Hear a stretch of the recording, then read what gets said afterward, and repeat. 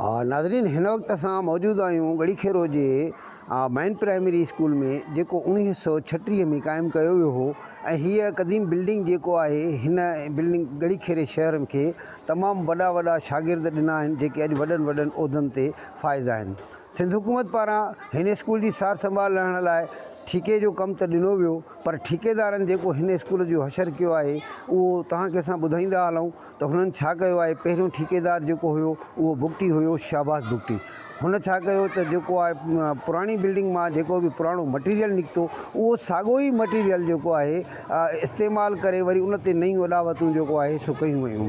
उनखां पोइ जॾहिं हेडमास्टर पारां शिकायतूं कयूं वयूं त हू ठीके जो कमु अध में छॾे भॼी वियो। उनखां पोइ वरी ॿियो ठेकेदार जेको हिन वक़्तु आहे मक़सूद अहमद भुट्टो ॿुधाइनि था, हुन वरी छा कयो आहे, हुन उन कम खे अञा बि बेकार नमूने सां करे कमु पूरो करे छॾियो आहे। हुन छा कयो आहे त पुराणियूं सिरूं जेको आहे बुनियाद में इस्तेमालु कयूं आहिनि। असां तव्हांखे ॿुधाईंदा हलूं त हिन स्कूल खे कमाई जो ज़रियो बणाए छॾियो आहे ठेकेदारनि।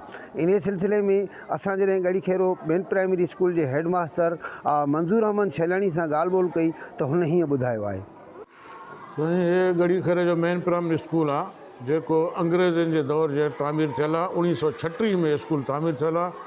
हिन टाइम हिन स्कूल जी उमिरि 82 साल आहे। ऐं जो साइड में जेके कमरा थिया आहिनि उन्हनि जी उमिरि बि असां हिसाबु तख़मीनो कयोसीं, हिसाबु हयोसीं, उनजी उमिरि बि 40 साल आहे। जेको अॻे RCC जी छत हुई, हाणे उन जो सरियो जेको आहे त हिते असांजे DPC में बुनियादनि में इस्तेमालु कयो अथनि। उन कमरनि जूं सिरां साॻी जेको आहे त हिते जेको आहे इस्तेमालु भितनि में कयूं थी वञनि। पुराणो सरियो, इन सरियो इस्तेमालु कंदा असांजे स्कूल जी उमिरि छा पवंदी। मासूम ॿार हिते 350 जी इनरोलमेंट असां वटि ॿारनि जी। साॻी इहो जो सरियो जो इस्तेमालु ज़ंगाल थियल 40 साल उमिरि वारो सरियो पुराणो। इन स्कूल जी छा पोज़ीशन छा पवंदी, छा घणा साल हलंदो। असांखे को ॻाल्हि सम्झ, असां ठेकेदार खां पहिरियों त स्टेटमेंट पुछियो भाउ हिन जो ठीको घणो थियो आहे। असांखे न स्टेटमेंट ॾेखारियो, न काई शइ, कुझु बि न बाईपास कयोसीं। बसि कमु हले थो, सुठो हलंदो।